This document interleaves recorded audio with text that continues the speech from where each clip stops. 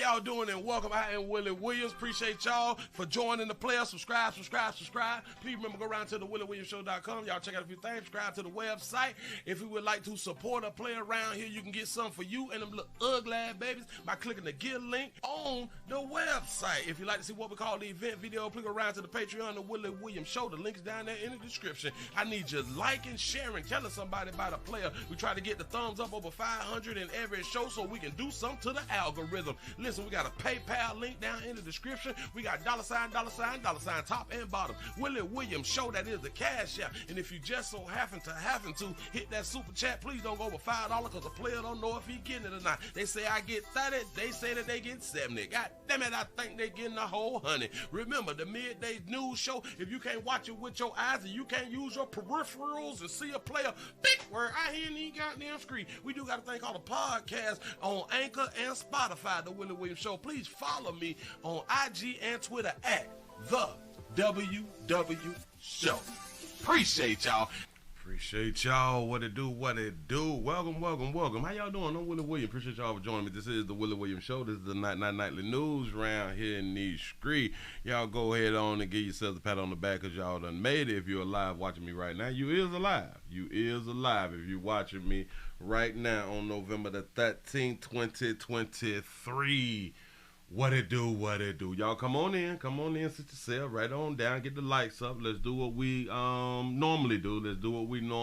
For those of you who is new around here, subscribe. Y'all tell somebody where you're at. Don't be afraid. We will not get you fired, laid off unless you get caught. Then you're just trying to tell you something. So please, if you're on the job right now, please do not get your first verbal warning, because after you get your first verbal warning, it typically goes downhill after that, because once you watch once, it's like you cannot stop watching. It's like those doggone potato chips. Once you eat one, you just can't eat one.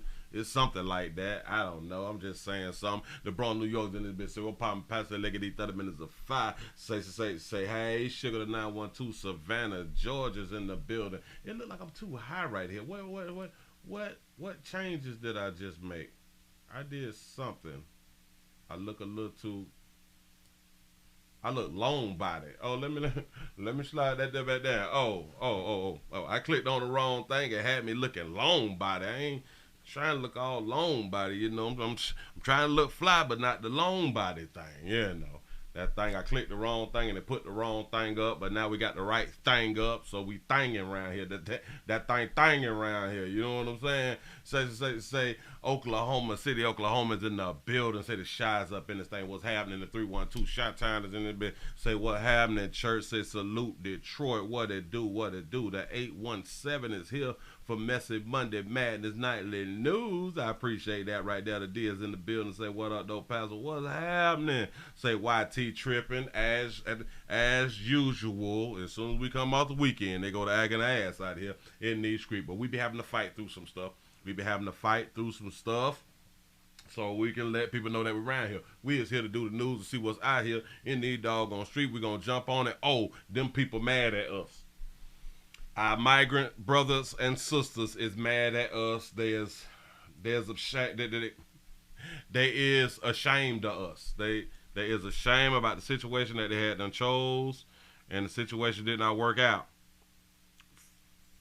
for what they had done chose to do out here in these streets. You say YT didn't it again. They showed up didn't. None of y'all got notifications. That's what's up. Shout out to everybody who came around here to check on your peoples. I appreciate that right there. The 302 Delaware is checking in for chats to hear the only truth, Pastor. I showed up appreciate that right there, because boy, around here we ain't got no reason to lie to you. Around here, we ain't got no reason to lie to you. We over 40 and fine. We half dead out here in the goddamn street.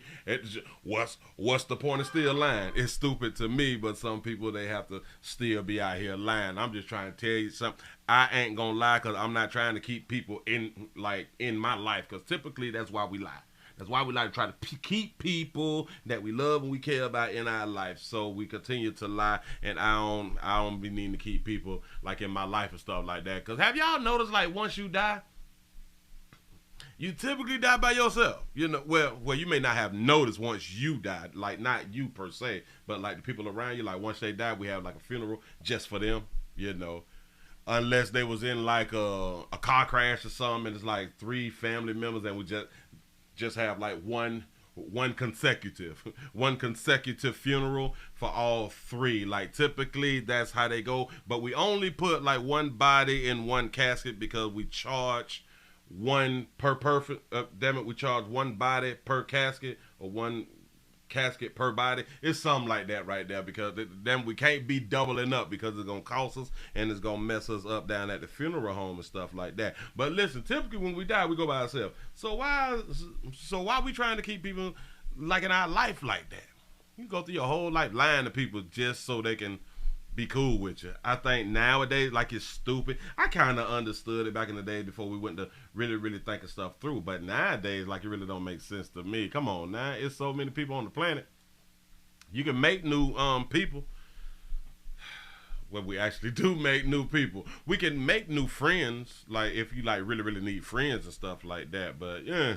I don't know. Shout out to T Will for the $2 cash app and say deuce dollar challenge. We got a deuce dollar challenge out here in these streets. Appreciate y'all for participating in advance. Shout out to Seattle. 206 is here for Monday afternoon blessings. They say my coworker quit because she had 3 jobs. Pastor, jeez. Well, when you got to work that hard, they say something about you. You say, but she was still at home with Patricia. Say, I told the supervisor to stop confusing me.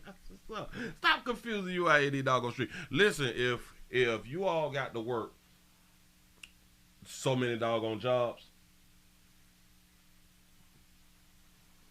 the choices you making really ain't, really ain't what it's supposed to be. The choices we making is wrong. Listen, I do understand when you started your career out, everything was good, and then inflation hit, and now you had to pick up another job. I am just kind of here to tell you, if you had to pick up another job, you in debt somewhere. Because before inflation, you was able to pay your bills and stuff like that right there. After inflation, to where things went up 10, 15, 20%, and you can't afford to live, like you really now super check, you know what I'm saying?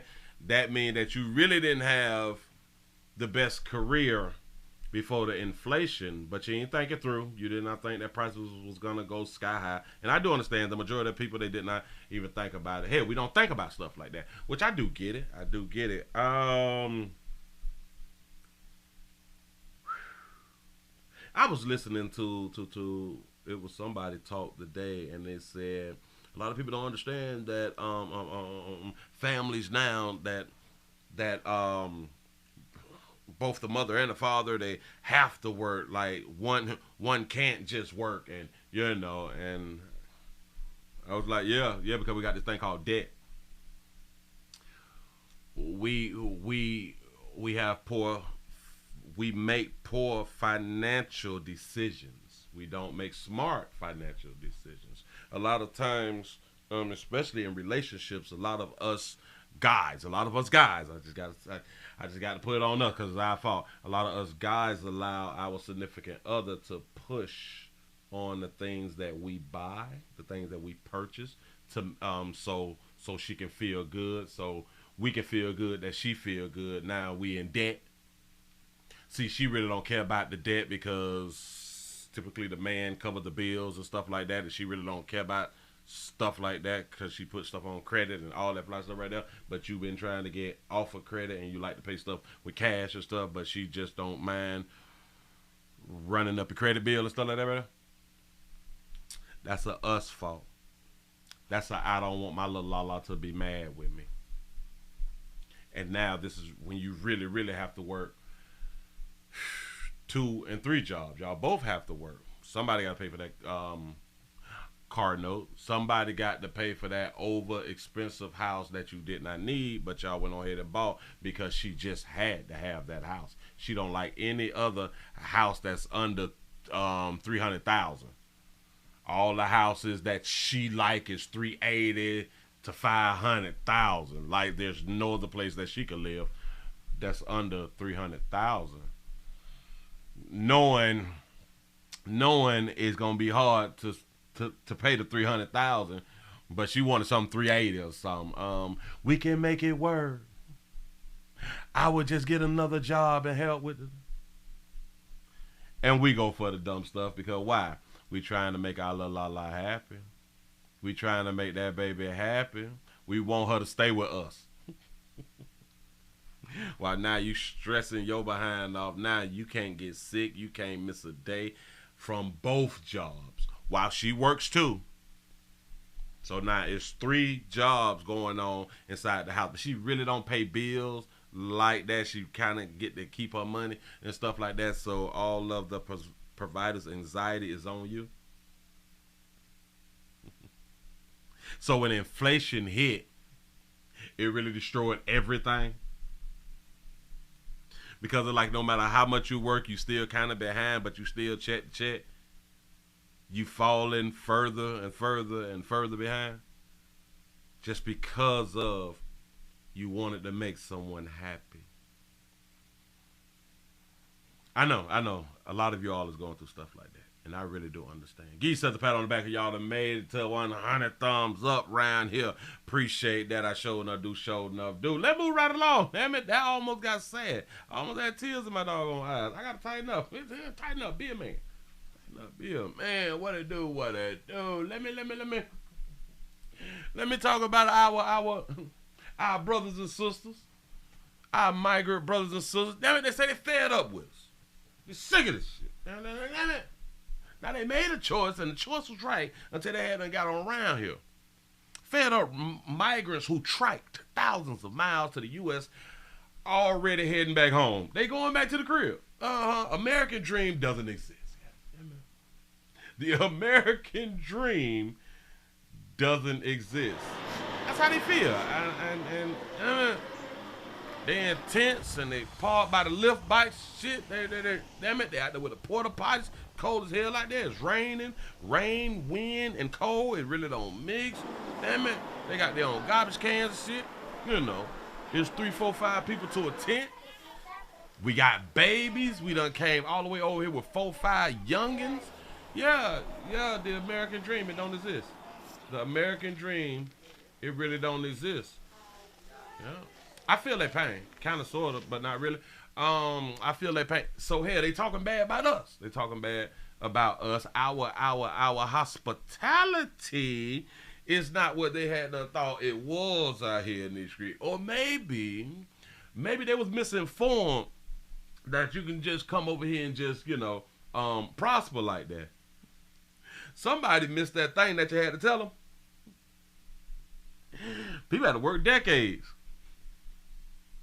When other people came over here, and even if they came over right or wrong, they still have to work decades to get the American dream. Y'all only been like at this thing for like a year, right? If I'm not mistaken, it's been like a good little year or something like that right there, right?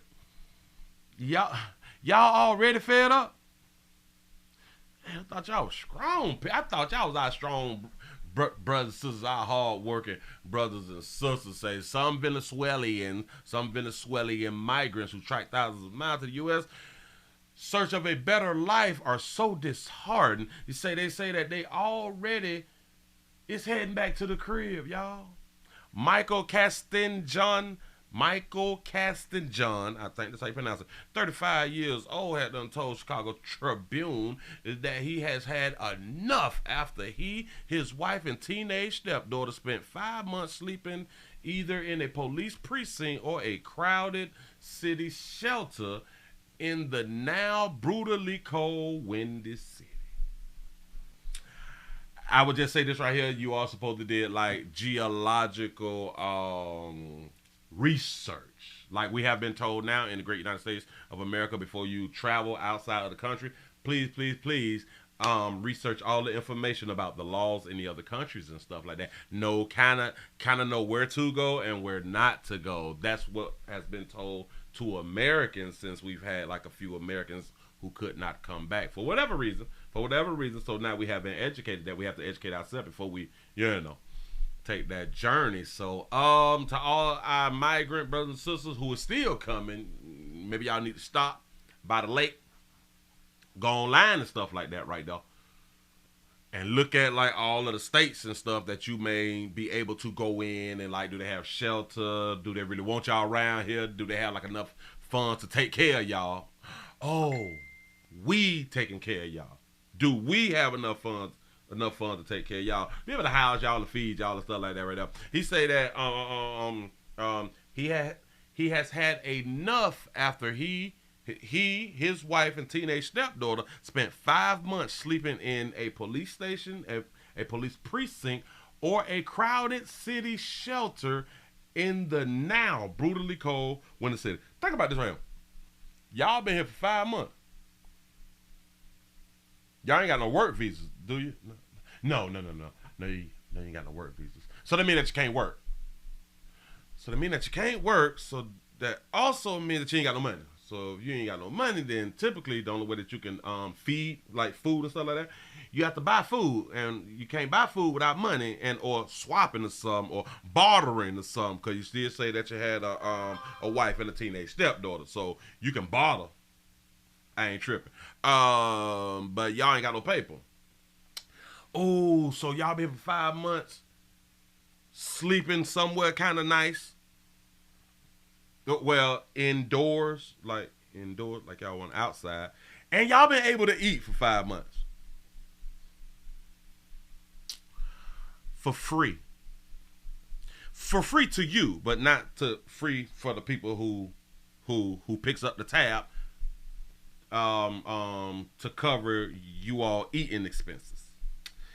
Yeah, it's kind of like the American way. Like we take from the people who bust their ass to give to people who just come on around here and expect the American dream and expect the American dream to just drop off in their lap.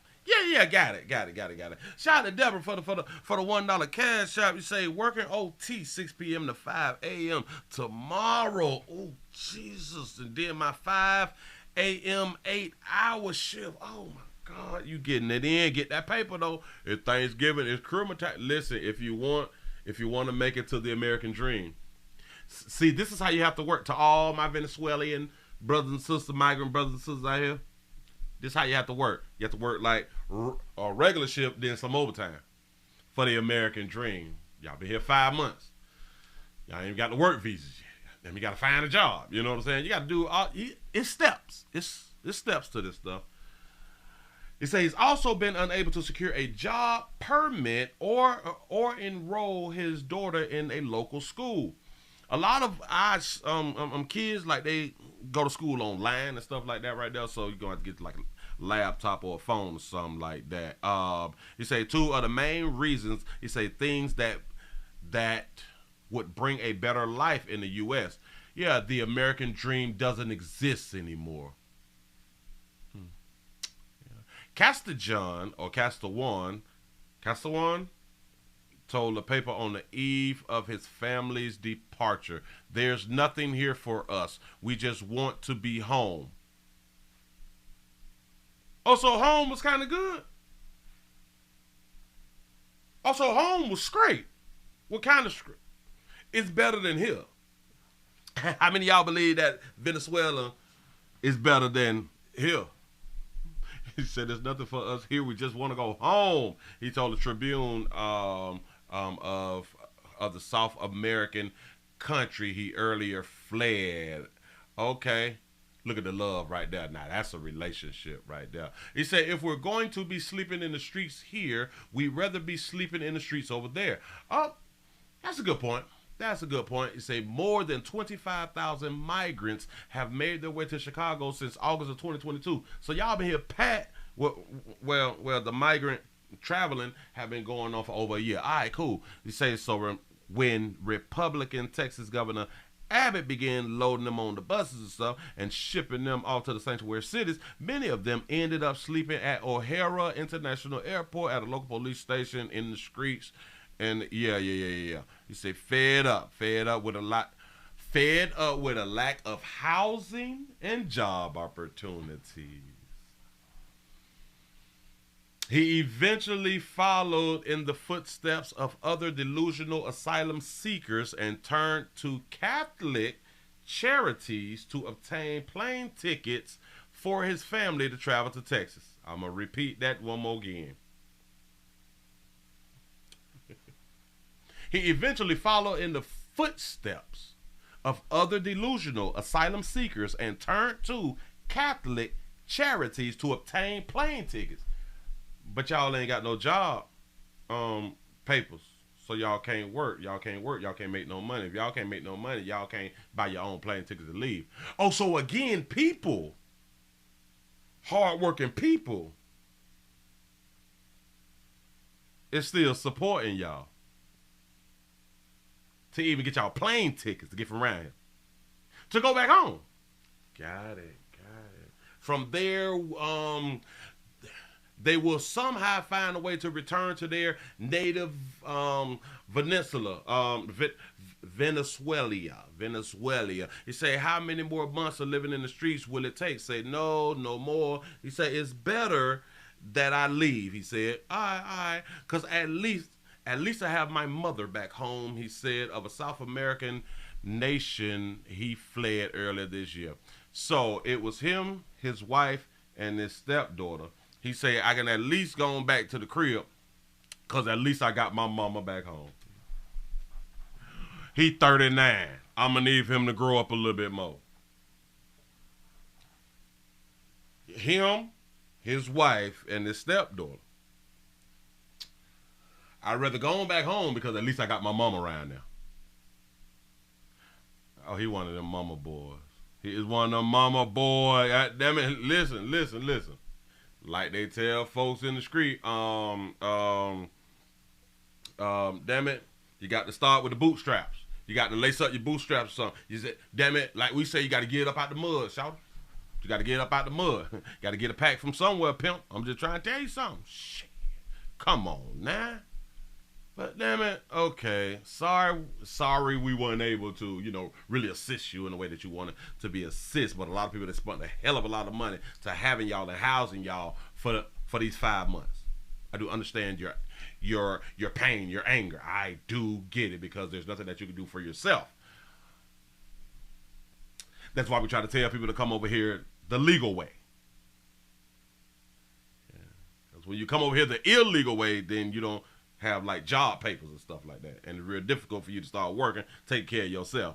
So we done supported you, your wife, and your stepdaughter for at least 5 months. You the only one been able to smash your wife. No one else has been able to smash your wife, but we've been taking care of your wife. Ain't nobody been able to smash you. We've been taking care of you. None of the teenagers been able to smash your stepdaughter. Damn it. We got teenagers who work. So, damn it, their tax dollars went to take care of your stepdaughter too. Everybody done took care of y'all, but you the only one been able to smash your wife. That's a damn shame. I'm just throwing something out here, but listen, we're going to try better next time. That's really what we're going to do. Moving right along. I don't need much one to hold, y'all. That's such a sad story.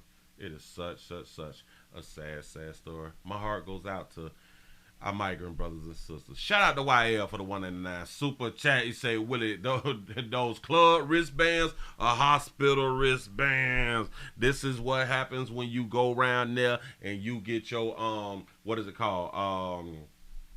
You get a full blood workup. I told y'all to get the full blood workup. I want to be the first. After I had done said it on Friday, I think I said it on Friday. I went round there on Saturday. Because I told y'all that I haven't had one myself, and I've been going at you people saying what you all need to do, and I said I need to do it too. So I put myself in the same doggone basket or the same, I put myself in the same boat. I ain't no better than you.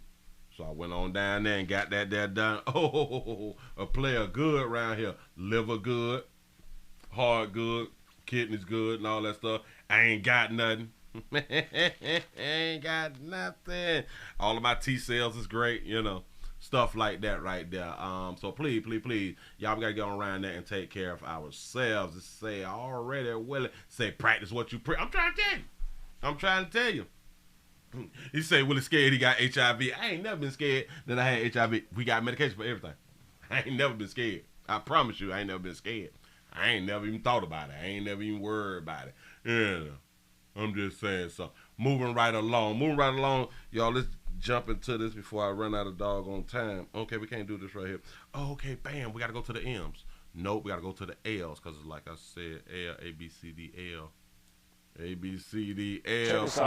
Please get yourself together. Oh, yeah. You say that your cholesterol high. Yeah, they say mine is high by 3, 4, 5 points. Something like that right there. I messed around. Listen. When I got off, I had my 2 tablespoons of extra virgin olive oil, and I ate me some oatmeal. They say it's the fastest way to get your cholesterol down and stuff like that right now. I was just over by like 3, 4, 5, 6, 7, 8, 9, 10 points or something like that, and I had to go on and drop that there. You know what I'm saying? So. Damn it, I be online. I be asking questions. And I did what I had to go on and do. So now I believe that it's down, but now I got to keep it down or something like that. I have no idea, but damn it, I'm trying. You say Willie only checking from the waist up. You say I'm scared to check from the waist down? No. I got to check it all. I check it all. Listen, y'all, we got to get on out here. We got lace edibles. Lace edibles was by mistake on purpose. It sent 3 Chickasaw students to the hospital, if I'm not mistaken. Here we go. Chickasaw mom arrested and facing charges connected to last month's incident at a Chickasaw High School football game. It sent 3 teens to the hospital after they ate drug-laced edibles, according to investigators. Fox 10 News' Lee Pack in studio with us tonight with an update. Lee, this is all unfolding back in October, and since then, investigators have been following up, even putting a warrant out for the mother's arrest, right? That's right, Byron. Maybe got a whole warrant out there. According to Metro jail records, 44-year-old Christy Lane turned herself in yesterday morning before bonding out nearly 6 hours later. 44, Christy, you look kind of cute in the face. Damn it, you got the shine on you. So we don't know if that's your representative, but it looked like it's not your representative. And it looked, baby just glowing. She's just glowing. Go ahead, baby. Free on $1,500 bond, suspect Christy Lane now facing 2 charges: possession of marijuana second and used possession of drug paraphernalia. How they found out that it was your edibles? Mobile County Sheriff's investigators say those drug-laced edibles that sent 3 teens to the hospital were... Say she looked like Keke Palmer? ...hers. Sheriff's investigators also confirming Lane's son stole the edibles from her, then took them to the game. We had a crew there covering the Friday Night Lights and watched as paramedics jumped into action. Do y'all understand that her son took her edibles out to the school, passed around to the partners, and the paramedics had to help everybody? Well, I received a phone call. We had some students in distress. My understanding is there was quick response by the EMTs, and they now have them transported to hospital. We're told all 3 students had a reaction to the edibles, were treated, and eventually released. But the investigation into exactly what happened continued. Fox 10 News catching up with acting Chickasaw Police Chief Tommy McDuffie the following Monday. He confirmed the edibles were laced with THC and that they were taking a closer look. Where they possibly could have got it from, who they could have gotten it from, but it was 3 high school students. Obviously, if you're in school and someone approaches you, just say no to anything that is handed to you. Just say no. Just say no. If you don't buy it, don't consume it, don't take it. Lane again turning herself into Metro yesterday. After a search of her home, investigators found edibles and drug paraphernalia. They were able to search the home? Wow, that's deep. Like she had that fentanyl or something. Jeez. And according to Metro jail records, Lane has a court hearing set later this month on November 20th. At this time, though, her son not facing any charges. Live in studio tonight, Lee Pack, Fox 10 News. You mean to tell me so the son ain't going to face no charges even though the son bought something illegal to the school? The mama going to face the charge because it was the mama edibles. I know she's saying in the back of her mind, boy, he finna get his behind up out of here. As soon as I get out of here, he finna get his, but well, she did bun that. He finna have to go live with his daddy. I don't know where his dad at, but he finna have to get on from around here. He done stole some of my shit. Go and get it to his friends. And now done got me with a doggone charge. Done got me with a doggone case. Now I look like I'm not a good mama. But it seems to me he's not a good son. That's not a good son right there. This. Look, Kiki Pump. She kind of do resemble Kiki, don't Paraphernalia. Mobile County Sheriff's investigators say those drug-laced edibles that sent 3 teens to the hospital were hers. Sheriff's investigators also confirming Lane's son stole the edibles from her, then took them to the game. We had a crew there covering the Friday Night Lights and watched as paramedics jumped into action. Well, I received a phone call. She's standing out here all bow-legged and shit. Who is the lady with the afro puffs? Friday Night Lights and watched as who is her with the afro puffs? She out there soliciting them working men's. Paramedics jumped into action. Well, I received a phone call that we had some students in distress. My understanding is there was quick response by the EMTs, and they now have them transported to hospital. We're told all 3 students had a reaction to the edibles, were treated and eventually released. But the investigation into exactly what happened continued. They're supposed to have a reaction. They're edible. Fox 10 News catching up with acting Chickasaw Police Chief Tommy McDuffie the following Monday. I don't care about none of that right there. Baby, look, baby, you can't trust your son no more. Because in the midst of him even getting caught, he told on you. In the midst of him even get caught, instead of him standing down, standing 10 toes down, knowing that he's a minor and he won't get charged with shit, he done told on his mama now. Boy, mama, listen. He probably your son's husband. You don't need much be chastising your son, though. He ain't got no fear in him. But you should have told he got him from off the street. Damn, he should have told on somebody else. You don't tell on your mama, boy. You got to live there. You got to live around there. Little stupid ass, I got it from my mama. And they was sitting on the counter after she fried some chicken, and I just grabbed her. What, boy? Whoo, boy, it's hard. Boy, it's hard with you new young folk. I can't even call y'all millenniums no more because y'all is, what generation is these young folk? What generation is 25 to 15 or 15 to 25? Is that Generation Z or some shit like that? I think you all is Gen Z or something. Y'all don't care about nothing. Y'all done lost y'all damn mind. You don't even care about your mama getting locked up. Knowing your mama pay all their bills. Now who gonna pay the bills? You have to go out there and sling ass, pay them bills. Moving right along. Moving right along. I ain't gonna even much hold you. Then we gotta go to the nail shop. We going to the nail shop. I gotta show y'all something that you all may need to be aware about. Shout out to everybody who take pictures in their phones, who take selfies and stuff like that. No. I gotta grab it. Shout out to everybody who take naked pictures on your phone and naked selfies and stuff like that. And you leave them on your phone. Or you don't leave them on your phone, you put them in the cloud. You put them out there where other people can get them. That's really, really smart.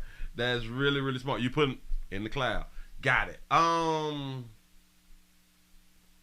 Just keep doing what y'all doing. We got a beautiful baby hat done went to go ahead on and get her nails done, but for some reason the nail tech done sent naked photos of the client to his phone or something like that right now. Here we go. An Omaha woman says her nail tech found sexually explicit images on her phone and sent them to himself. Thanks for joining us. I'm Quinicia Fraser. I'm Bill Sherman. Omaha police cited the employee with unlawful intrusion. That's a misdemeanor.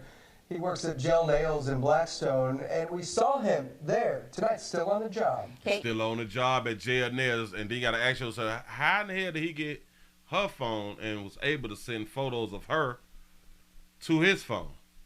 ETV News Watch 7's Maddie Augustine has this exclusive. Maddie? Yeah, like how did her nail tech get a hold of her phone? That's the first question. Courtney Hairston says the nail tech only had her phone for a few minutes. Only had her phone for a few minutes. Why did the nail tech have your phone? But she didn't realize it. Now she feels violated and hurt, especially knowing he's still on the job. And we found him at the salon tonight. You didn't know that a nail tech had your phone. Didn't I tell y'all that the phones is the most important thing on the planet to people? And your phone was out of your possession while your nail tech is there doing your nails? I don't understand. Was the nail tech doing your nails at the time that they had your phone and you ain't know? What the hell was you doing? Because when you get your nails done, you be on your phone. I don't understand. I just don't want anybody else to feel like I felt that day, ever. Courtney Hairston says a normal girl's trip to the nail salon turned into a nightmare. I do something that I do often at the nail shop. It's never, ever, ever, it's never been a question in my mind that I could trust them with my phone, you know? What do you mean there was never, ever, ever a question in your mind that you could trust them with your phone? Why do they need your phone? Shout out to I Make 60 Look Good Shirley for the $5 cash app. Say I'm in the chat and I'm 61 now as of the 9th. Happy belated birthday. It's belated birthday out here. Everybody tell Shirley happy belated birthday. Give yourself a pat on the back. Cause damn it, you're here one more again. That's what I'm talking about. You're still breathing. That's all that matters. Whew. It is a blessing. I keep trying to tell y'all. Here we go. Hairston says she and a friend were getting their nails done at Gel Nails on Farnham Street on Monday. Then he was like, well, show me the picture of the nails that you want. Yeah. And go wash your hands. I didn't think anything of it. I went to wash my hands. I thought y'all were educated. Leaving her phone open to that photo, she says she went to wash her hands. When she returned, she says Adam Nguyen, her nail tech, asked to use the restroom. He came back from the bathroom and he kind of like slid my phone to me like this. Still not thinking like why he had my phone, because I know he was looking at the picture. Maybe he just moved it out the seat, moved it off the table. Hairston says Nguyen finished her nails, she paid and left. But she couldn't shake the feeling something was wrong. But at home it was just like replaying and replaying and replaying. I was just like, something wasn't right about that. And I couldn't let it go. Yeah, no, she couldn't let it go. She had explicit photos in her phone. Hairston says she found a deleted text with 7 explicit attachments of herself sent to a phone number she didn't recognize. She says she put that number into Cash App. And that's when his face came up in a little circle, and I was like, wait a minute.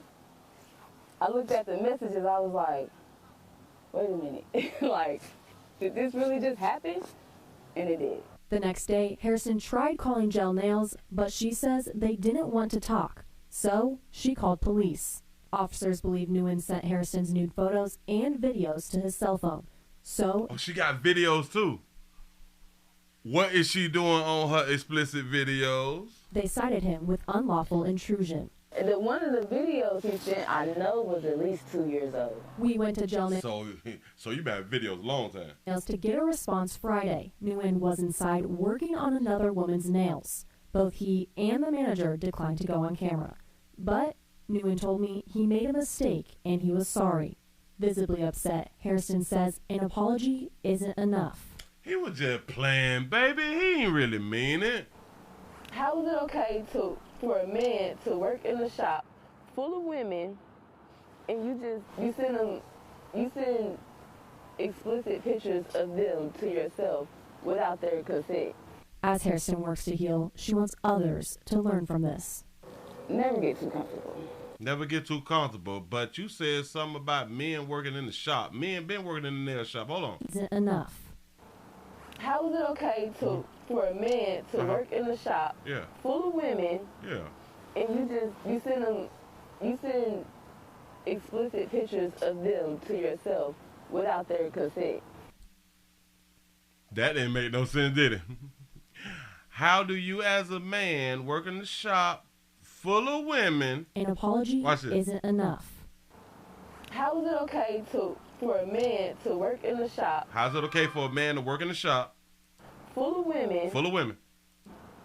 And you send them explicit pictures of them to yourself. And you send explicit pictures of them to yourself. What's the problem? That kind of like, I don't see the problem. She tried to make it work. She really did try to make it work, but she ain't think it all the way through. That meant she got caught on the spot right there. Without their consent. Without their consent. So you mean, so if he would have asked you, then you would have let him, or you would have sent him on your own? Oh, yeah. Believe all women. Let me see the picture of the nails that you want. Find the picture on the phone, showing the picture. So that means that she gave the phone to this person. And look, oh, I'll be right back. I gotta go pee. And leave your damn phone. Who in the hell leaving their phone with somebody? Whatever happened to you, baby, supposed to happen. Kristen works to heal. She wants others to learn from this. Never get too comfortable around anyone, anywhere. That's right. You so Nguyen right, told me he deleted all of the images and videos. The manager declined to talk about the case, only saying Nguyen was still employed. That's right. We also reached out to Omaha's Smart Gun Society about digital exploitation. They say you need to make sure your phone is locked with a strong password, especially if you have pictures you'd rather keep private. We posted more tips in this story at KETV.com. Back to you.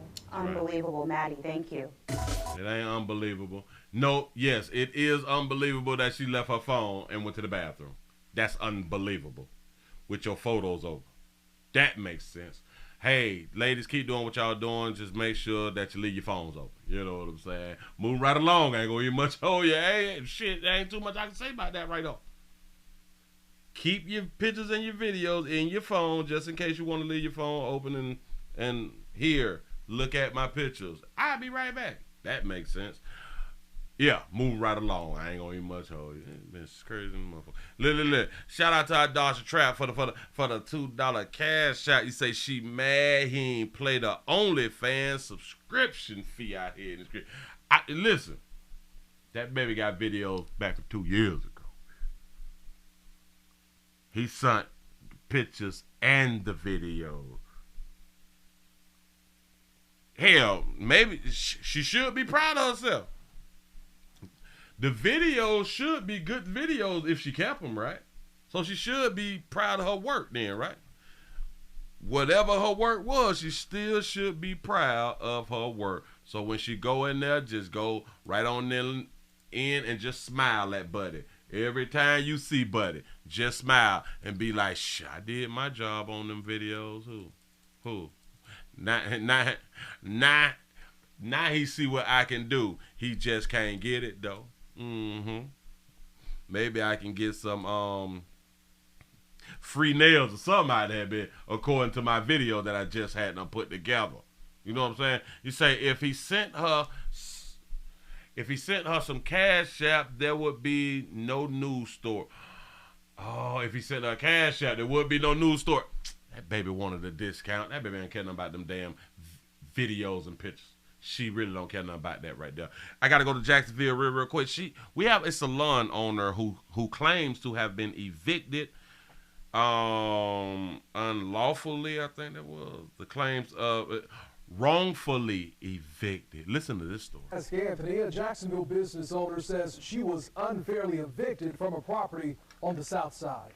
Charnay Wynn is the owner of Infinity Salon Suites, and she admits she was late paying her rent for September after giving birth to her first child. She admit not paying her rent. And why she admitted not paying her rent? Charnay Wynn is the... Thank you, Tim. In tonight's Ask Anthony, a Jacksonville business owner says she was unfairly evicted from a property on the south side. Charnay Wynn is the owner of Infinity Salon Suites, and she admits she was late paying her rent for September after giving birth to her first child. Late paying rent September after first child. Got it. But she says she tried multiple times to make good on her payments and was met with no response. She says there's a lot more to the story. If we're going to have to vacate, let us vacate with dignity. It doesn't have to be some hostile takeover. Let us vacate with dignity. Like what happened on October 20th. Almost 2 weeks ago, police walked into Fentanyl Salon Suites off of Southside Boulevard around noon and told everyone to get out. In this video, you can see what appears to be men changing the locks and salon equipment sitting on the sidewalk. I saw girls with their hands over their head. You see people crying. And it was just really a traumatic experience, to be honest. And I know that was a lot for those tenants to go through. And it was a lot for me to see and to experience in that moment because I care about these people. Charnay Wynn is the owner and contacted me for help because she believes this never should have happened. I do feel like it was depicted that, you know, we were taking money from them and not paying the rent. And that wasn't the case. It just wasn't the case. In December of 2020, Wynn entered a lease agreement with Ash Properties to take over this space in the Wild Plum Plaza. This is what it looked like at the time. Wynn says she spent more than $250,000 to renovate the space to turn it into salon suites. So you bought a house. She spent $250,000 to renovate the space she was leasing. Got it. Completely demoed the space and started from scratch. Wynn says she was told she wouldn't have to pay rent while the space was being renovated. According to the lease, the first rent payment was due 120 days after the lease was signed. Okay. The general contractor said that he should be able to get the project done within that time frame. Unfortunately, at the time, Duval County was really backed up with building permits, so we didn't get the building permit to even start the build out until April of 2021. That's not them people problem. It's not the people problem unless you went back to them people and be like, hey, this is the problem that we had to ran into. Can we change up some paperwork? Let's fast forward to March of 2022. Wynn says she met with Mike Ashurian, the owner of Ash Properties, while the location was still under construction and only 50% complete. She says he offered to help the business and not charge rent until the business was open. Okay. I called Mr. Ashurian to ask him a few questions. But was it in paperwork, though? I was giving you a call because I'm working on a story about one of your properties, Fentanyl Salon and Suites. He told me he would have someone call me back about the matter. In June, Wynn sent emails asking for the lease to be amended to reflect the verbal agreement after receiving a call from an Ash Properties representative asking her to turn over the keys to the property. In September of that same year, Ash Properties filed for eviction. Next thing I know, there's a sign on the door in September stating that we were being evicted. According to court documents, Wynn owed almost $63,000 in past due rent and an additional $145,000 in accelerated rent. Stop. How you get up to $63,000 in past due rent, though? I understand you might feel that it's unfair, but how you behind $63,000 on past due and then $140-some thousand on accelerated? I don't even know what accelerated rent mean, but hold on. Let me back it up. September stating that we were being evicted. According to court documents, Wynn owed almost $63,000 in past due rent and an additional $145,000 in accelerated rent. Accelerated rent. Got it. You say, Willie, it makes you think, can people read contract? This doggone shame. $63,000? Wynn says her options were either to leave or settle out of court. She did the latter, paying $35,000 on Christmas Eve. So she paid $35,000 of the almost $63,000 in December. December, she put down to $35,000. But according to the new lease, she was still in default and could be evicted at any time. Yeah, you still in default because you owe us $63,000. You paid $35,000. You still owe us. All right, we appreciate the $35,000, but we really would appreciate everything that you owe us. But we can still let your ass go at any given time. That brings us to September of this year. Wynn was late on making a rent payment. So she was late again. December she paid $35,000. Now this year she was late again. Says she had just given birth to her first child. The only option was to mail the check or physically come to the office. She went to Ash Properties with a check, trying to make good on the payments, and she says they wouldn't accept it. They ain't even want your money. According to Wynn, a staff member called the police. They didn't even want your money. They didn't even want your money. That means them people don't want you around there, baby. He described me as being irate, aggressive, and a disruptive tenant that wouldn't leave the premises. He described you. Watch this. When I was literally only there to pay the rent. So that means that you didn't get out of hand.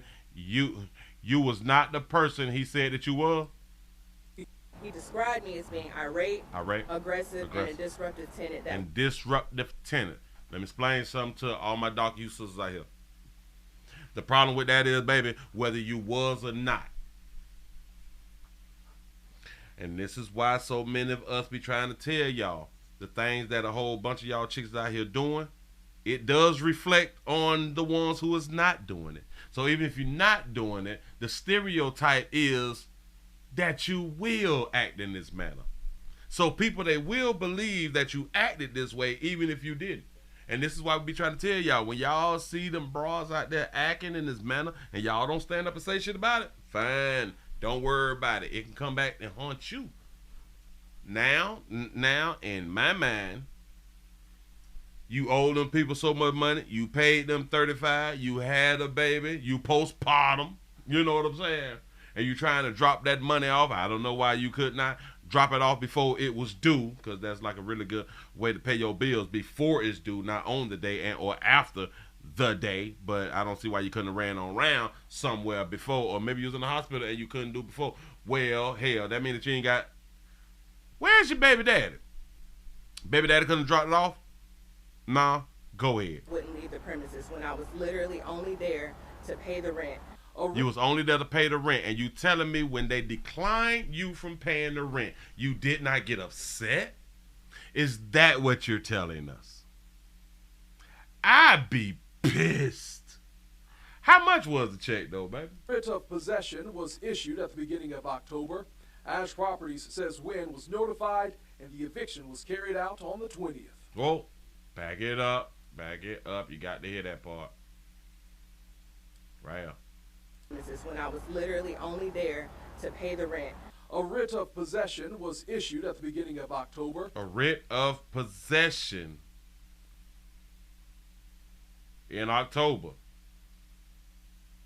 Ash Properties says Wynn was notified and the eviction was carried out on the 20th. Eviction was carried out on the 20th. I've never thought that a woman with a baby and a $12,000 check would be considered a threat. A woman and a baby and a $12,000 check would be considered a threat. She paid the $35 in December. Then a few months after that, she missed the payment. And then she had the baby, then she went to make a payment. $12,000. You still ain't caught up. What happened to every other month? What I don't understand what's going on. So you saw me making a phone call there in the story. I did receive a call back yesterday. I spoke with Ash Properties chief. Yeah, with $12,000, she still would be behind. Yes. And they sick of her possibly because she been behind. Let me tell you how. Wait, hold on. Operating Officer Randall Whitfield. He says they went through all the appropriate legal steps and they gave Wynn adequate time to get her business affairs in order, and they tried to help her out. Whitfield says this is simply a matter of a tenant not paying rent, and they had no choice but to file for eviction. That's what it sounds like to me, a tenant not paying rent. Shout out to T. Lee for the $2 super chat. You say, was it the 21st day of September? It might have been. We're going to back it up. But of course, Wynn disputes those claims. So dispute those claims, but she dispute the claims that of a tenant not paying rent. Y'all remember they said that she damn near owes $63,000. If she was a tenant who paid rent on time, she wouldn't have owed the $63,000. The reason we know that she owed the $63,000 because she even said she paid $35,000 in December. So you was backed up $63,000. So you is a tenant who was not paying rent. I'm not understanding. You say buy a house with $12,000. Facts. Dog, listen, she renovated a building for $250. Who do that? I guess it is people who actually do stuff like that. for $250, you could have bought a house and opened up shop. You say, pay me and you can use my garage for $35,000. Remember, if you have a problem you just can't solve, you can always email me at askanthony@firstcoastnews.com. And if you want to tell me your problems in person, we got to bag you up. Oh, we got to bag it up. Let's see if we get our dates and stuff right. Say you can buy a shack for $12,000. Story. If we're going to have to vacate, let us vacate with dignity. It doesn't have to be some hostile takeover like what happened on October 20th. Almost 2 weeks ago, police walked into Affinity Salon Suites off of Southside Boulevard around noon and told everyone to get out. In this video, you can see what appears to be men changing the locks and salon equipment sitting on the sidewalk. I saw girls with their hands over their head. You see people crying. And it was just really a traumatic experience, to be honest. And I know that was a lot for those tenants to go through. And it was a lot for me to see and to experience in that moment. So she wanted to be the head of the business and rent out booths or rooms to stylists. Got it. She want to be the head of it. Fine. So she put her money up to open this thing up, and then she'll charge these people and have the people pay back what the loans that she probably had them got, and be able to pay the lease every month. Got it. Or the rent every month. Okay. Because I care about these people. Charnay Wynn is the owner and contacted me for help because she believes this never should have happened. I do feel like it was depicted that, you know, we were taking money from them and not paying the rent, and that's just... You wasn't paying the rent if they say you owe $63,000. Am I missing it? That wasn't the case. Okay. It just wasn't the case. In December of 2020, Wynn entered a lease agreement with Ash Properties to take over this space in the Wild Plum Plaza. This is what it looked like at the time. Wynn says she spent more than $250,000 to renovate the space to turn it into salon suites. We completely... Salon suites. So these are suites that people who do hair and massage, the cosmetologist business, like barbers and stuff like that, they can rent out suites and it'd be their own suites. Yeah, got it. She sided up. Cute. Go ahead. So we're going to start in December 2020. That's when she signed the stuff. You all, we is not doing Rumble tonight. We is not doing Rumble. I don't have one set up tonight. Let's keep the party going. Demoed the space and started from scratch. Wynn says she was told she wouldn't have to pay rent while the space was being renovated. According to the lease, the first rent payment was due 120 days after the lease was signed. 120 days after lease was signed. So she signed it in December 2020. 120 days. How many months is 120 days? If it's 30, 3 times. So that's 4 months. So December, January, February, March, April. So that's April. So we down to April. All right. That's 2021 now. That's 2021, April. Got it. 4 months. Bam, we popping. The general contractor said that he should be able to get the project done within that time frame. Unfortunately, at the time, Duval County was really backed up with building permits. So we didn't get the building permit to even start the build out until April of 2021. April of 2021. Y'all do know we just added the 4 months. The 120 days is 4 months. That's April. Like I just said, April 2021. So for 4 months, they could not get the building permits to start the reconstruction and all that fly stuff right there. 4 months. Whose fault is that? All right. They was behind. Still, in business, whose fault is that? That has nothing to do with now we need a payment in 4 months. Ain't got nothing to do with us. It got something to do with you. Shout out to Charles for the $5 cash app. You say, look at this. I can't look at it like this. Damn it, I can't look at it like this. You have to send it to my email because I can't push on it because it's not a link when you do it through the Cash App, and plus I'm not on a computer, so I can't because I'm not looking at my Cash App through a computer, so I can't. Well, hell, I think that did. Wait. I can check it out. I can check it out because it do come in an email anyway. So you're right. Shout out to Simone for the $1 cash app. He says she didn't honor the contract that she signed. That's a fact. Here we go. Let's fast forward to March of 2022. So March of 2022. Oh, damn. So we just jumped a whole nother year. All right. Okay, bam. So now we going to jump all the way to March 2022. That's dos. Here we go. Wynn says she met with Mike Ashurian, the owner of Ash Properties, while the location was still under construction and only 50% complete. Oh, watch this. The 120 days was April 2021. We just jumped all the way to March, almost a year later in 2022. Almost a year later now, they are 50% done. They got the building permit in April. That was the 120 days, right when she was supposed to be making the payment, right? Bam, got it.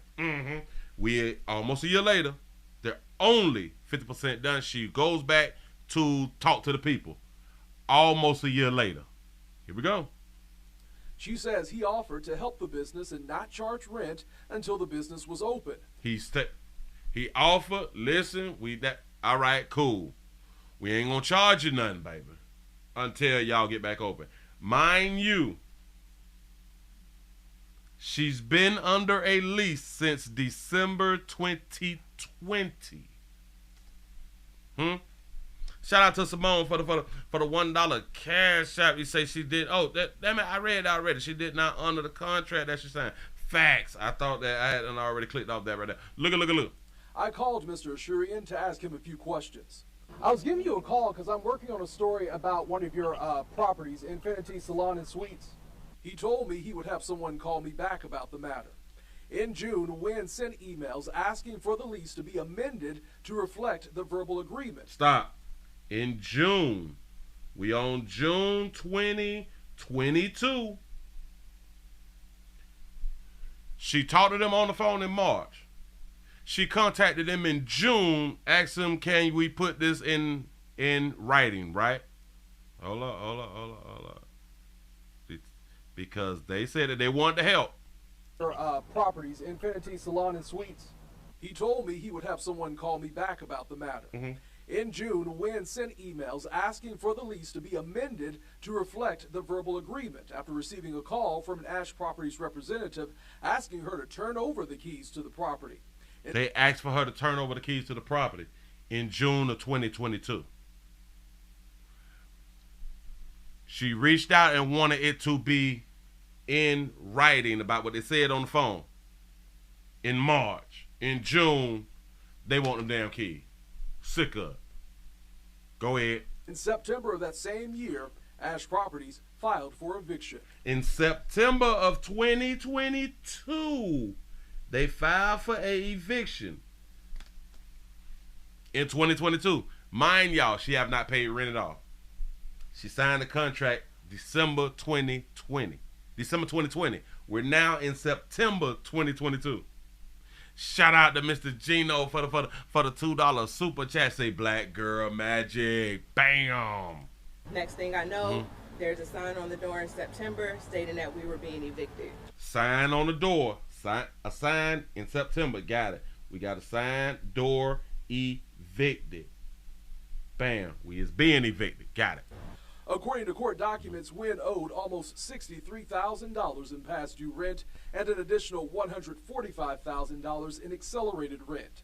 Wynn says her $145,000 in accelerated rent.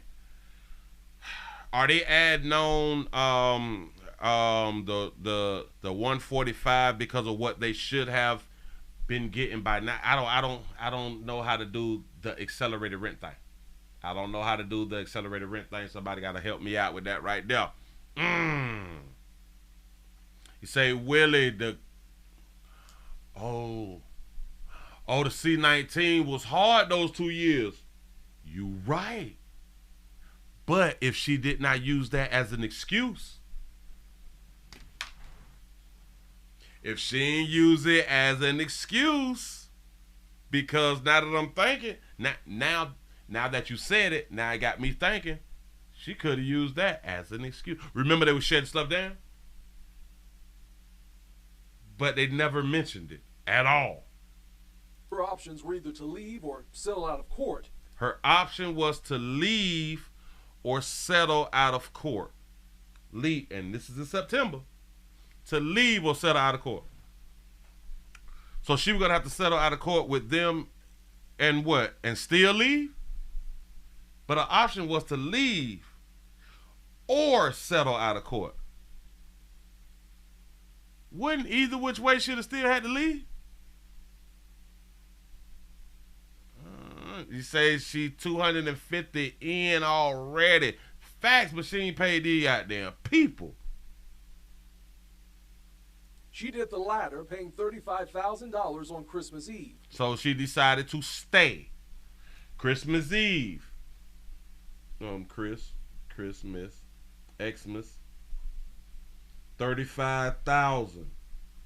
Remember, they got we getting evicted in September.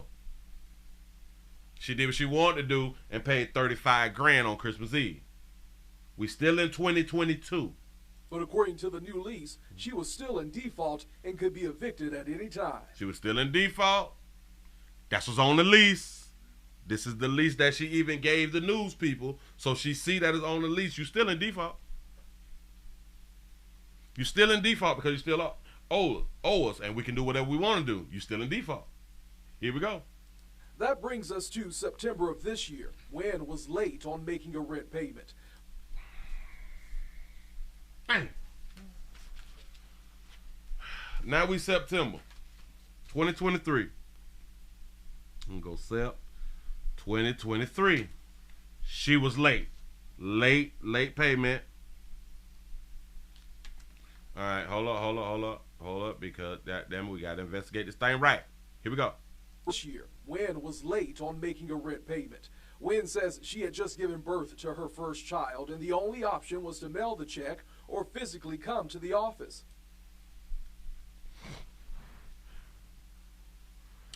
December, she did the $35,000. Damn it, we got the $35,000. We got that at you, baby.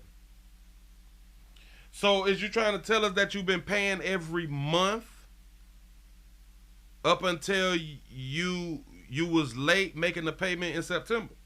Is that what you telling us? Huh? Is that how you trying to give it to us, baby? We don't know. But with all these problems that you had prior, you actually was late. Girl, it should have been through hell or high water. You paid these goddamn people before time.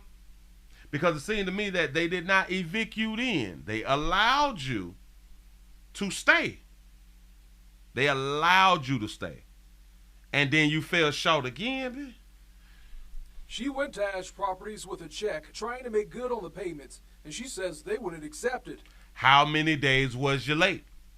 Maybe in their mind, all right, we're going to give her one more time. We're going to give her one more time. I don't give a damn if she's an hour late. Damn it, a minute late. She out of here. According to Wynn, a staff member called the police. He described me as being irate, aggressive, and a disruptive tenant that wouldn't leave the premises when I was literally only there to pay the rent. We know why you was there, but is you again? Are you telling us that you wasn't wild and irate? Come on, baby. You 250 in. Again, we spoke about. Damn it, you just had a baby. That's postpartum and all that fly shit right there. You got 12 stacks on you, and they don't even want your money. So listen, when you finally tell somebody, I don't want your money, you know it's over. You know it's over. When they say, nope, we don't want it. We good, we're not accepting anything. I'm here to tell you, baby, from that moment there, you should have been letting your tenants and stuff know it's over. It's over. A writ of possession was issued at the beginning of October. Whoa, back it up. October, the writ, hold on. He described me as being irate, aggressive, and a disruptive tenant that wouldn't leave the premises when I was literally only there to pay the rent. A writ of possession was issued at the beginning of October. Beginning of October, so I guess between the 1st and the 5th, beginning of October. Ash Properties says Wynn was notified and the eviction was carried out on the 20th. Eviction on the 20th. Evict on the 20th.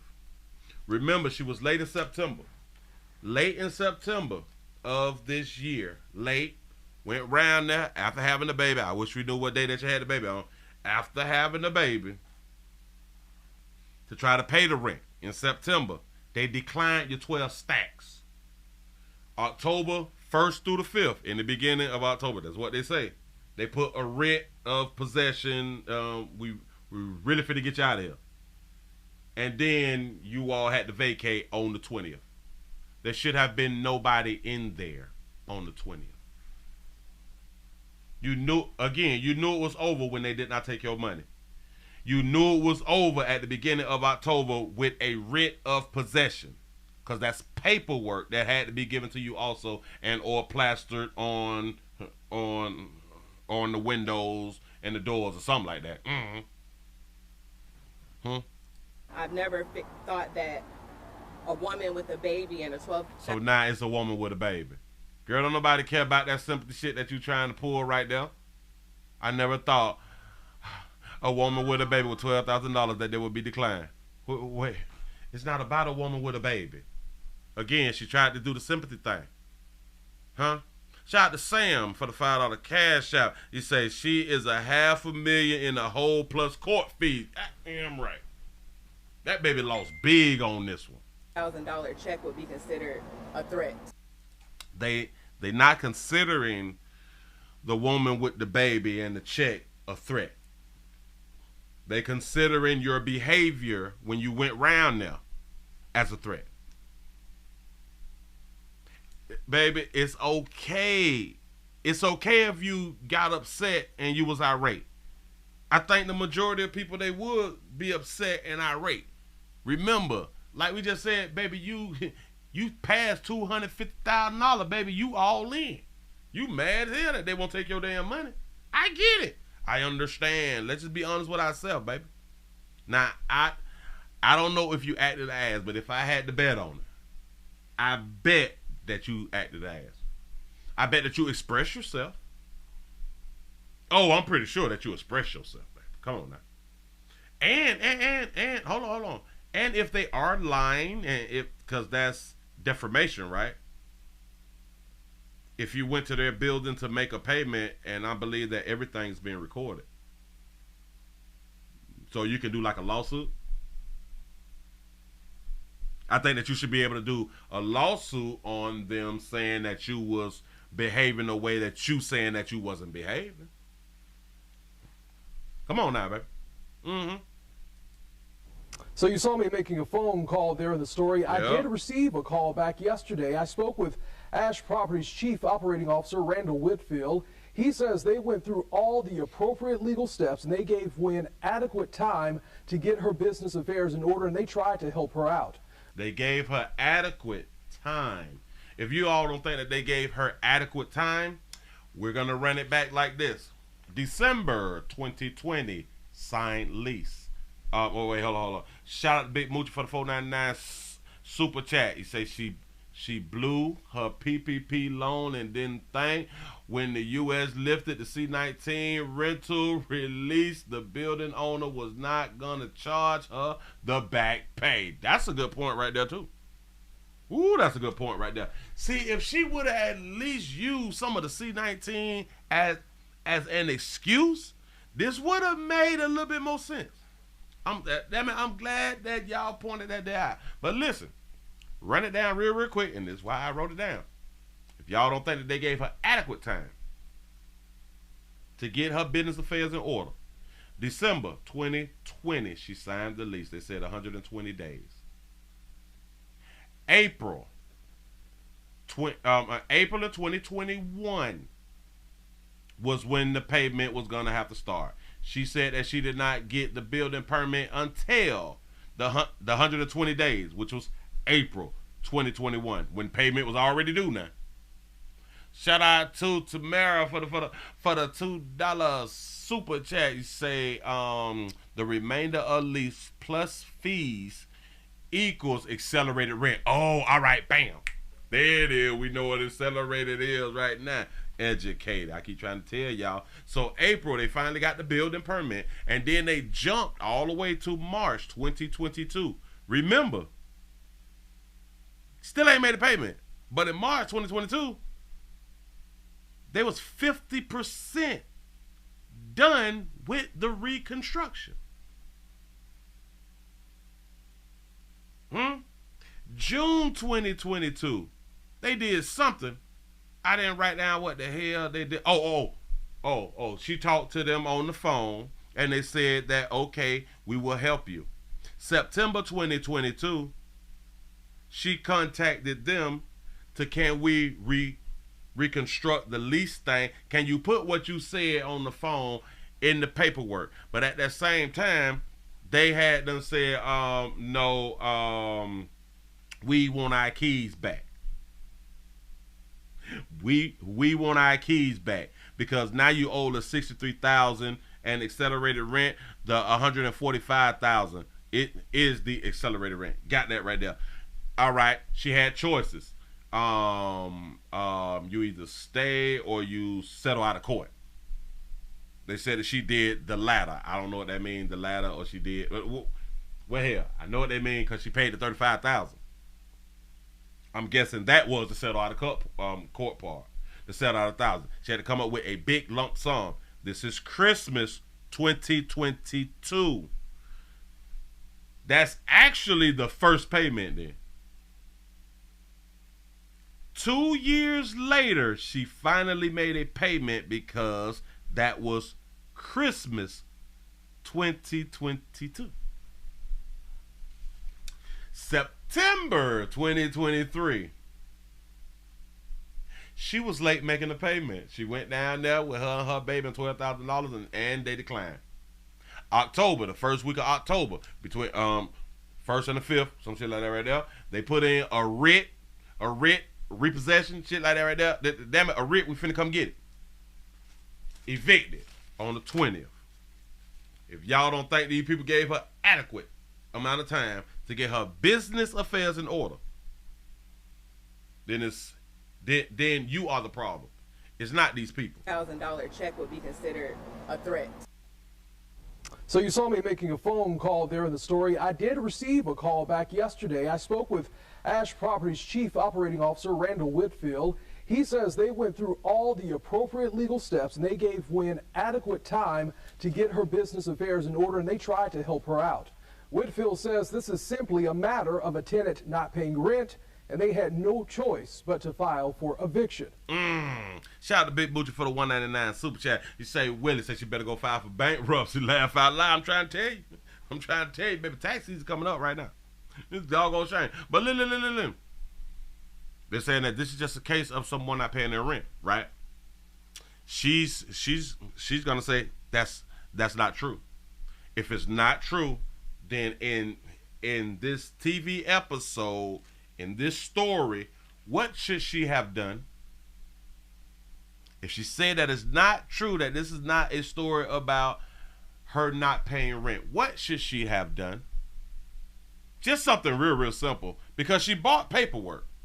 She bought the lease and stuff. She even bought that where they said she owed the $63,000 and $145,000. Yeah, she should have showed the receipts. Huh?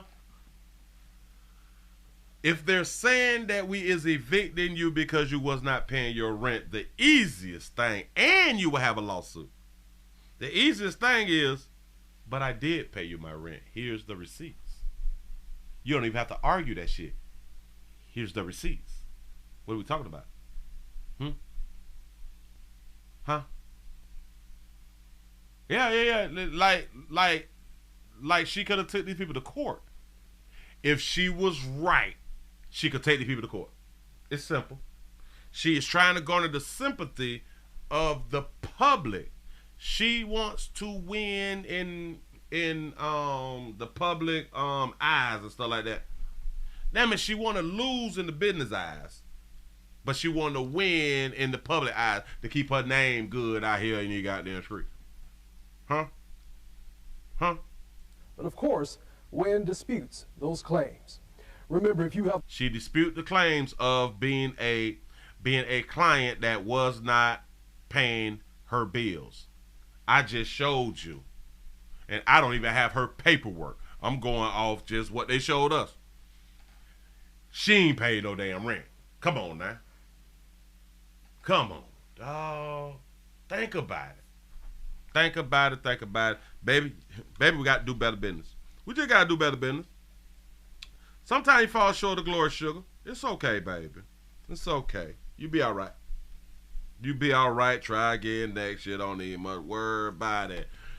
Moving right along. I ain't going to eat much hoe. God damn, I stayed on that right there longer than I was supposed to, but I did, and so I just got to deal with it. What was this? What is this? Oh, I already had it. I already had the doggone. Oh, see, I be doing too much. Hold up. Can we get these thumbs up? Can we get that? Can we get some support? Can we get some support? So I had two of the same thing? Oh, no. No, that right there was gonna be for tomorrow. Oh, I know what I did wrong. All right, bam. I found my way. I done found my way. Hell, let's go out here in these streets. Then we got dozens of people who had done something. A, B, C, D, E, F, G, A, B, C, D, E. I ain't need much guide over here. It's a doggone shame. Hold up. Oh man. What do we have? Okay, we're gonna save that for tomorrow. Wait. Hold on. We need some more likes. We had 196. Can y'all do me old solid? Can you do me old solid real quick, like, Mayor? Damn it. Cause I'm trying to find my doggone video. I can't find my doggone. I got it. I got it right there. Bam. There we go. I'm finna show y'all, you people out here in the doggone street. We got dozens of people who mobbed the FedEx truck out here. Y'all done hit the FedEx truck while in traffic. Listen, hey boy. When I tell y'all the streets got to eat, dog, I really do be meaning that the streets got to eat. Y'all hit a FedEx truck in traffic. Begin the broadcast tonight with box after box taken from a FedEx truck that tried to get through a local intersection. It happened around 8:30 last night in South Memphis. Come on, man, in my boosted voice. Good evening. Thanks for staying up with us tonight. I'm Daniel Wilkerson. Fox 13's Lakia Scott joins us live from South Memphis tonight. Lakia, the driver didn't make it through before dozens of packages were stolen from the truck. Good evening to you. Good evening, Daniel. And we don't have an exact count on how many packages and boxes were stolen, but we do know that when those thieves jumped onto the back of that truck, they did not hold back. I'm standing here at this intersection. This is Mallory and Riverport Road. You can see those skid marks in the middle of the road. This is where that truck driver was at. Now, the video shows the FedEx truck stuck here at Riverport and West Mallory. The driver told police that several men broke the sealed latch on the truck. They got in and started taking boxes and packages away. You can also see that the driver is blocked in by several cars that blocked off the road. Now, as the driver finally pushes through the traffic, thieves run after the truck, jumping on to grab more. Now, I spoke with someone who says she drives this route regularly and fears that things could have been worse. My thing is, somebody's going to end up getting killed. And as citizens that are paying taxes, we should have some more security, better security for the people who are paying property taxes and who want to live safely and quietly. Don't y'all see why I keep separating the people who have foot in the game or people who don't put their money down, people who have property? You see how I separate those from the ones who don't? You see how she just said we need some more damn security and support for people who got property. Better security for the come on, people who are paying property taxes and who want to live safely and quietly. Want to live safely and quiet. typically when you get a little bit older and you start putting your money down on stuff, you is acquiring property and things of value out here in the goddamn street, and you don't want to see the value fall. You want to get them fools out your community. You really, really do. Yeah. Yeah. And we did reach out to FedEx about this recent incident. Now, the company said in part that the safety of its staff members is top priority. So are those packages and the security of the packages for the customers. The company says that they are grateful that there weren't any serious injuries and that they're also fully cooperating with police. Daniel. Lakia, before you leave us, I tell you that video shows quite a scene. Did FedEx put a value on the amount of items, the dollar amount of items that was stolen? You know, say, I bet she's like 5'1". She do look a little short though. But we're still working to find that out. I did ask them that question, but they weren't able to give me an exact number just yet. But when you look at that video, you see that those thieves, they got away with quite a bit. So did. Lakia Scott starting our live coverage off at 9 tonight. We'll see you at 10. See you at 10. Shout it. That's what's up. Hey, listen. These is your peoples. These is y'all peoples. You're out there in the community. They done cut the latch off the back of the damn door out there. Here at Riverport in West Mallory, the driver told police that several men broke the sealed latch on the truck. They broke the seal off that tractor. They got in that trailer, my bad, and started taking boxes and packages away. You can also see that the driver is blocked in by several cars that blocked off. Now, do y'all understand? Once one of these things done happen, and in so many states to where the traffic is bad, they gonna be popping the seals off other trailers. I promise you, they're gonna be popping the seals off other trailers when traffic is backed up. You know what's crazy? No matter what state you in, if you was in like the inner cities and the downtown areas and stuff, the high volume areas, you know at what time and you know where the traffic is always backed up on the daily. See, somebody took a chance and broke seal on that bitch. Say, let's try it. We're gonna hear more and more stories just like this right here, because somebody done tried it and a lot of people done came up. I'm trying to tell y'all something. So one thing that they is gonna have to start doing is moving traffic along. You say Amazon next. Hell yeah. I'm trying to boy, these streets gonna eat. These streets gonna eat whether you like it or not. Damn, man, I appreciate y'all for rocking with the player. Go ahead on and subscribe. If you was watching this video anywhere else, subscribe, like, tell somebody about the player. This is the Willie Williams Show. Moving right along. I ain't gonna even hold you. I was recording all that at the same doggone time because I'm gonna move that there, put that there somewhere. We gotta go, damn it, is this Memphis? No, because we can't do nothing else out of Memphis. We can't do nothing else out of Memphis. Oh, we got something tragic. Real tragic, real quick. A, B, C, D, F. Okay, we go to F real quick. F right there. I got to be more careful. We doing the most. Let me put up on the screen for you real quick. What do we have here?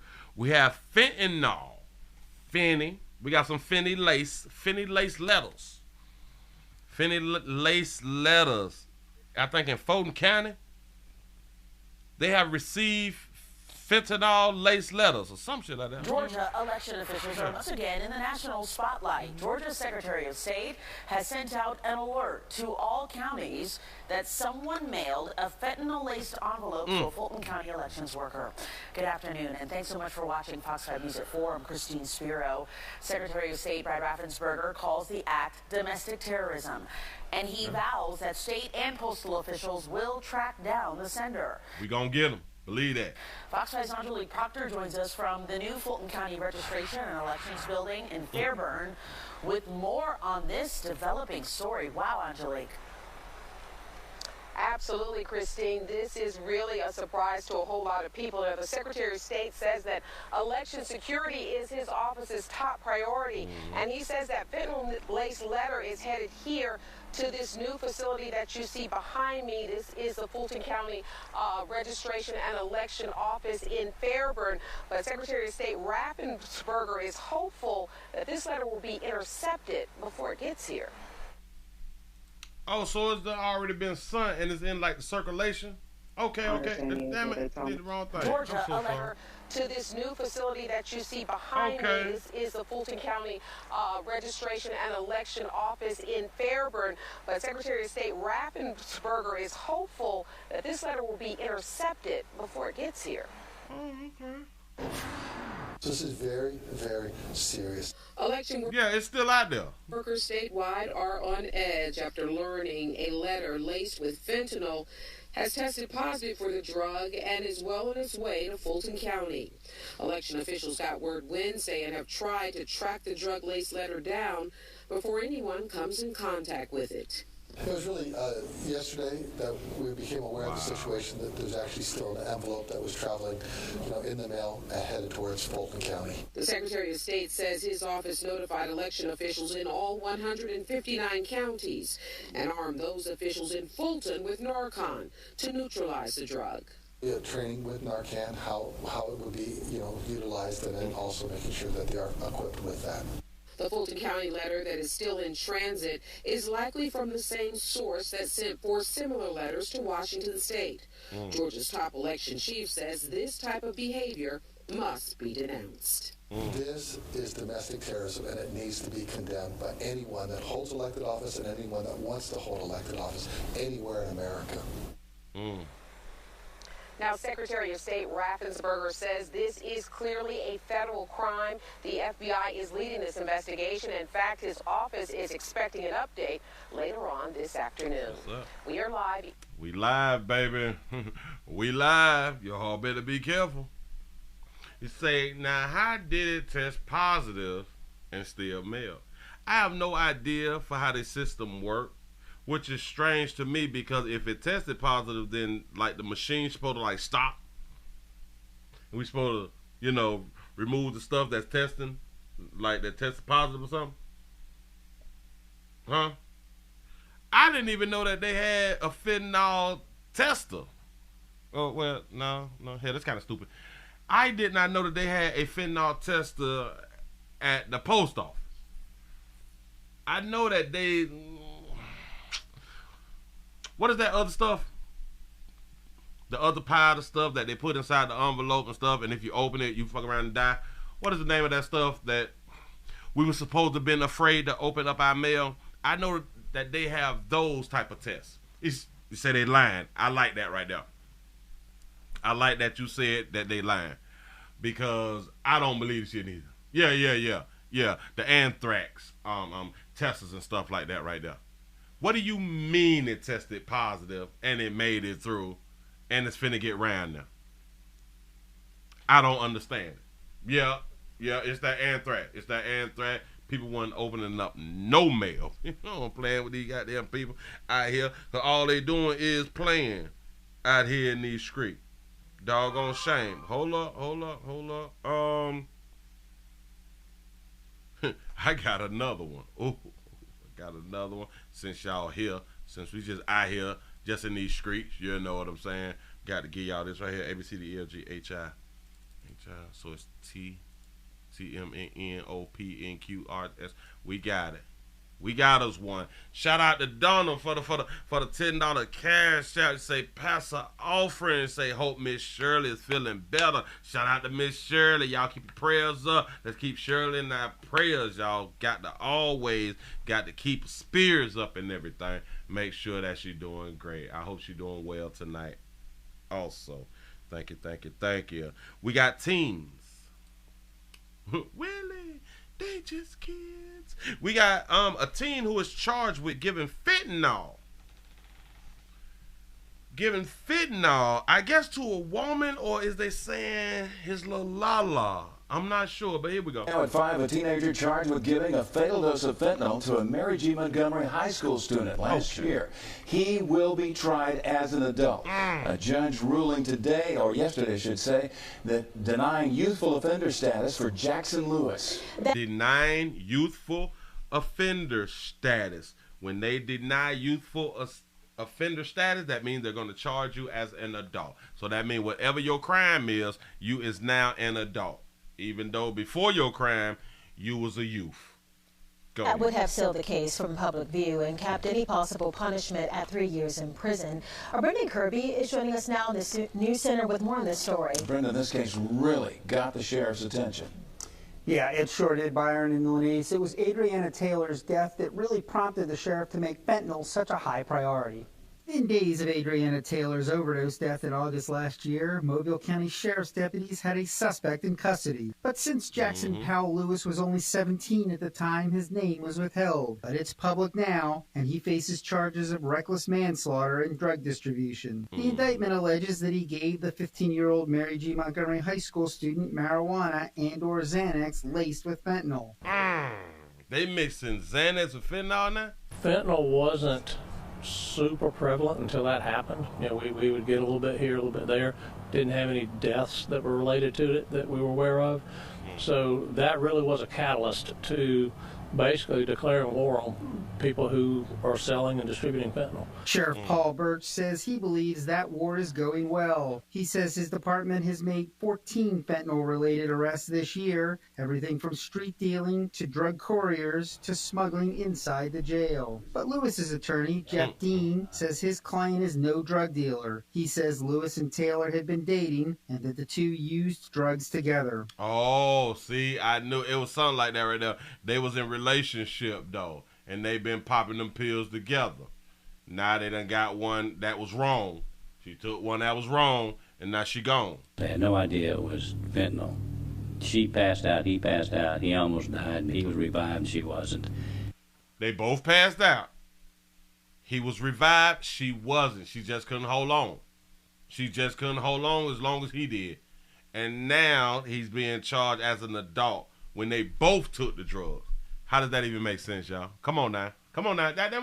We just got to be honest. It's a tragedy any way you look at it, but it's a couple of kids experimenting with stuff they shouldn't be experimenting with. Mobile County District Attorney Keith. After a while, it's not experimenting.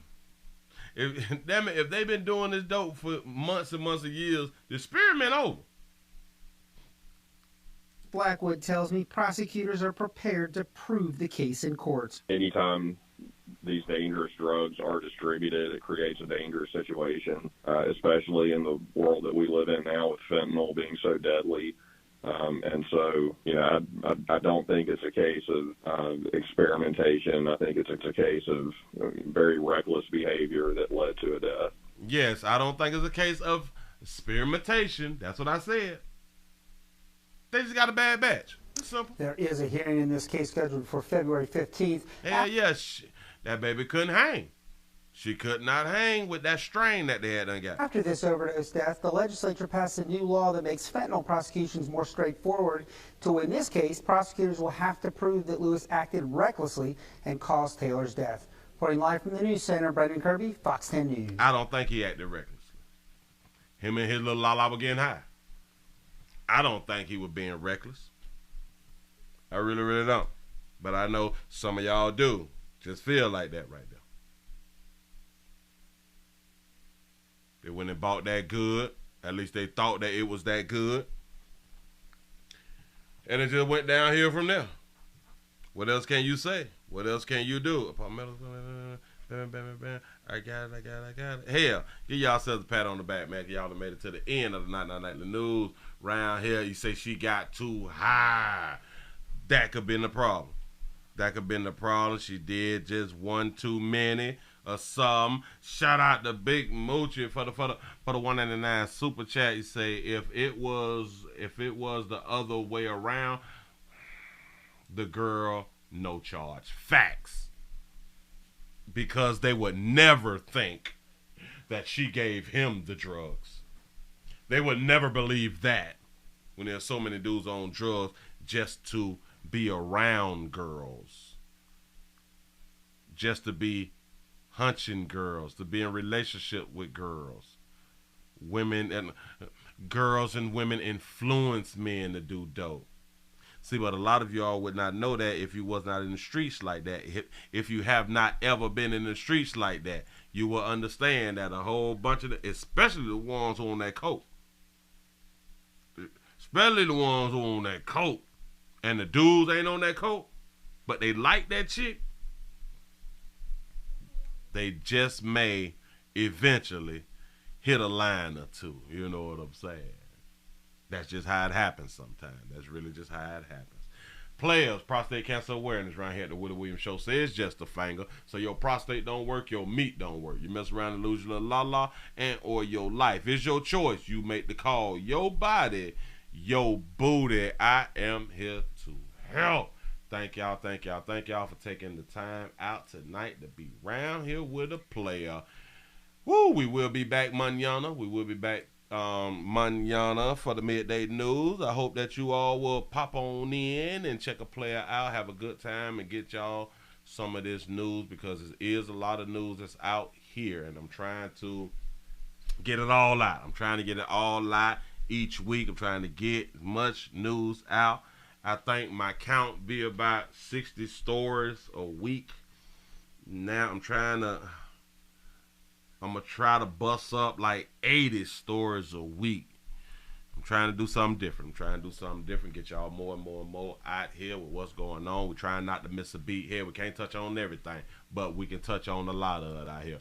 We can fill on a lot of it out here in the goddamn street. You know what I'm saying?